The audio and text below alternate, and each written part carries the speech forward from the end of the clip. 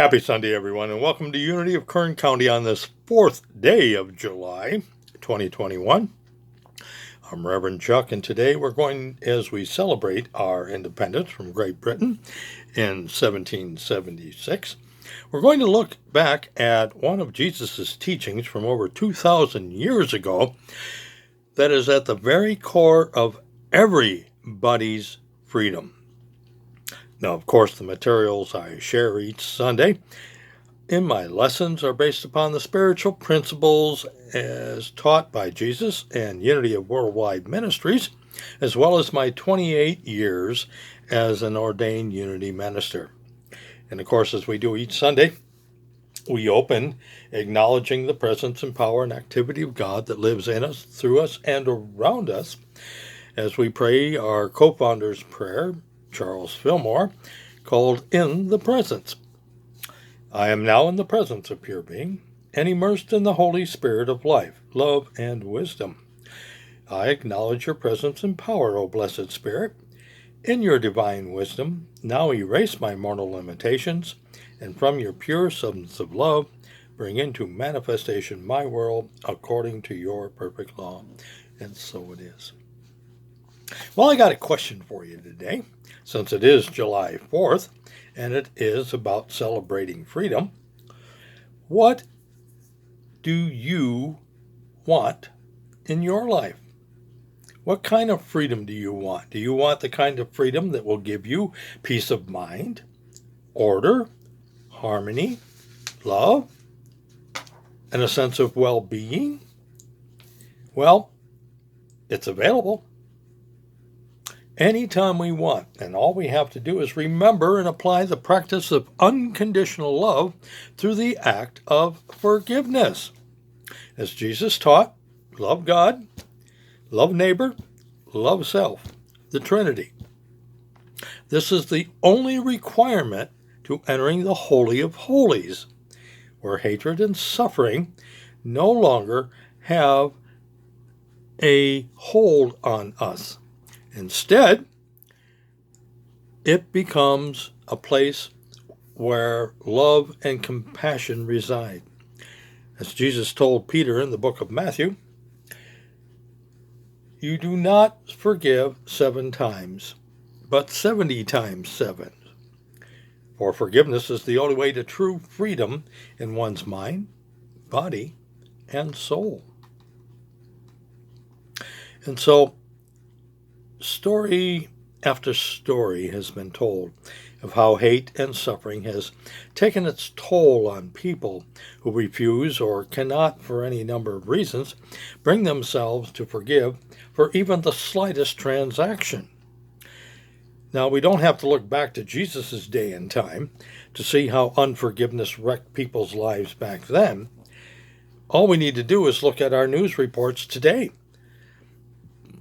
And we see jilted partners and spouses, disgruntled employees, taking their height out on others, to the point where they even kill them. As they say, let's get real. You see, I don't believe that there is anyone who has not felt the need to not offer forgiveness to someone who has offended or hurt them in any way, shape, or form. You know, living in the human condition, we find that forgiveness can be hard. Jesus understood this, and that's why it's important to understand the message in his lesson about forgiveness. We need to realize that forgiveness is really for ourselves. It has been said that forgiveness is one of the most difficult paths. And looking at people and looking at our own lives and looking at people that we know in our lives, we can see how this is very possible. It often seems so easy to remain angry at people who have deeply hurt us. The truth is they probably deserve the anger and maybe even more. But the choice to forgive and release those who have hurt us is one of the greatest gifts we can give ourselves. But what about forgiving ourselves? What if the person you're really angry at is yourself? Is it possible to forgive? Well, this is where true freedom can be found in any situation,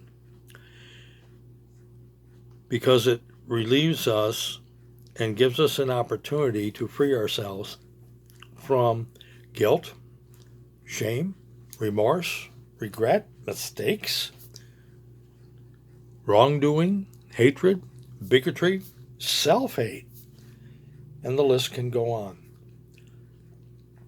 When you put on your 2020 hind glasses, you can often go back and see how different activities in your life, different crossroads, led you to do certain things. And how many of us have not wanted to or thought about, if it was possible, to go back and change some of the things we've said and some of the things we did. And because we can't go back and do that, some of us carry that inside of ourselves. And that creates a dynamic within ourselves that requires that we do have forgiveness.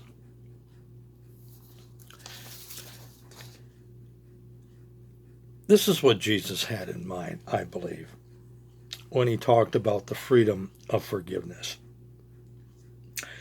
And with this acronym, I think it pretty much sums up his understanding and the lesson in his teaching.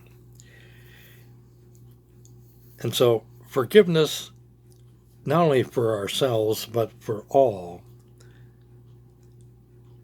is freedom over resentment, gives individuals vital, everlasting, never-ending, eternal, sanctifying salvation.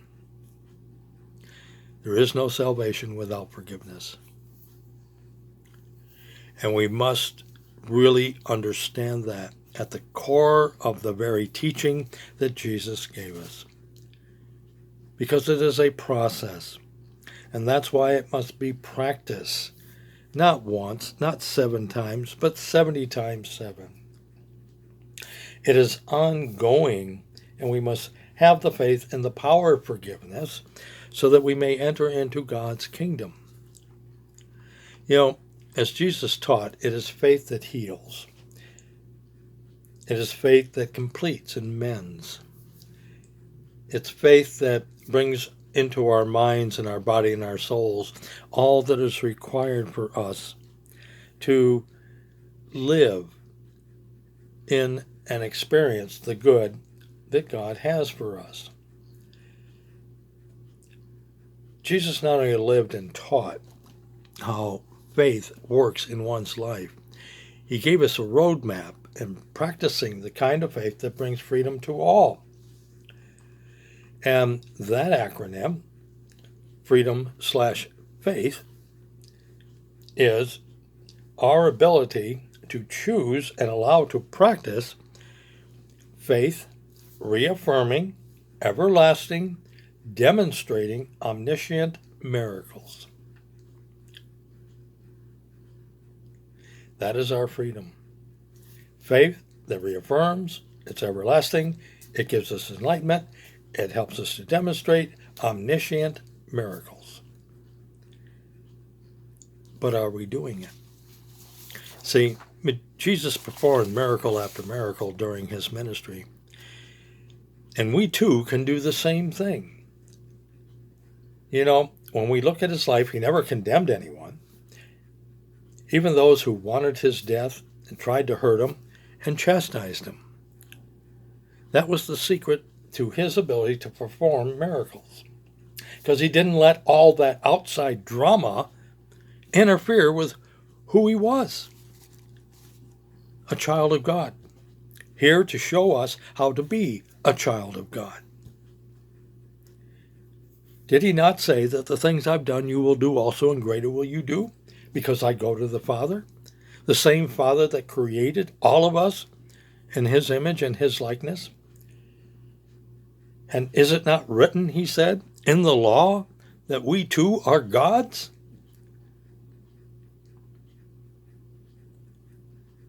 We fail to understand this truth. We fail to understand the power behind this lesson. Well, in his book, Forgiveness is a Choice, Dr. Robert Enright, PhD, gives us insight on how we can gain the freedom we need through the activity of forgiveness. And so I'm going to share some information with you this morning on that. The first bit, number one, is, of course, forgiveness is a process, not an emotion. Over time, anger you feel because somebody hurt you or something has happened to you will eventually subside to the point that it no longer triggers a negative emotion. And that's when you know forgiveness has really taken place. Is when you can think about the memory, think about that experience, and not have a negative emotional attachment to it. But that takes process. It takes time. 2, forgiveness is not condoning, nor is it excusing or forgetting the behavior of a person you are forgiving. You're not going to erase your memory. It's going to linger there. So the memory, even though it is always there, you don't have to be reliving it that day, every day, for the rest of your life. So you can let it go. And this is where forgiveness over time can help you achieve that. 3, forgiveness is a gift. It's a gift that you give yourself so that you can be free from the anger and hatred and all those negative feelings that you are holding. Because as we know, and science has proven, it's almost like a cancer that just eats us out from the inside. Forgiveness is making a choice to move forward and not allow yourself to be held to the past through the grudges that you hold and being hostage to all that negativity. 4, forgiveness doesn't just happen overnight. Well, we know that. But what happens is when a person needs to forgive themselves. Forgiving oneself is often difficult than forgiving another person. But we've all said things that we wish we could take back or have a do-over. How many times have we said that? You know, behind every hurt we've experienced in our lives, of course, is an opportunity to forgive ourselves so that we may be free from any anger that lingers within us about what had happened. 5, as with any process, this process of forgiveness has 4 phases to it. Phase 1, learning to uncover your anger. In this phase, he writes, it's important to investigate your anger. How is it affecting you?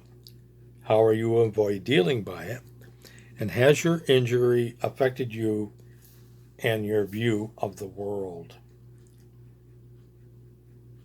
Phase 2, deciding to forgive. A person will decide that what they've been doing hasn't worked. They will choose to engage in a process of forgiveness. In this phase, the person will decide to forgive, because not to forgive is to create more pain and suffering on their self. 3, working on forgiveness. In this phase, a person will work towards understanding with compassion. And we can take this lesson directly from Jesus as we looked at how he lived his life and dealt with those who wanted to destroy him and his ministry. He treated everybody with understanding and with compassion. And when we do that for ourselves, we work towards accepting that pain, accepting what has happened in the past, realizing that there is a lesson to be learned from that. And so we try to understand that lesson and be compassionate with ourselves in doing so. Phase 4, discovery and release from that emotional prison. In this final phase, the offended person will discover their personal need for forgiveness. They will also discover that they're not alone, along with their purpose in life.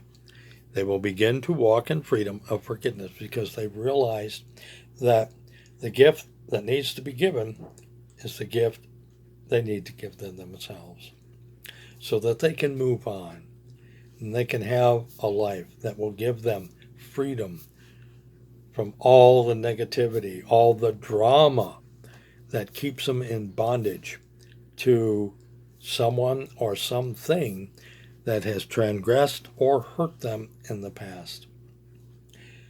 So until next week, I leave you with this affirmation.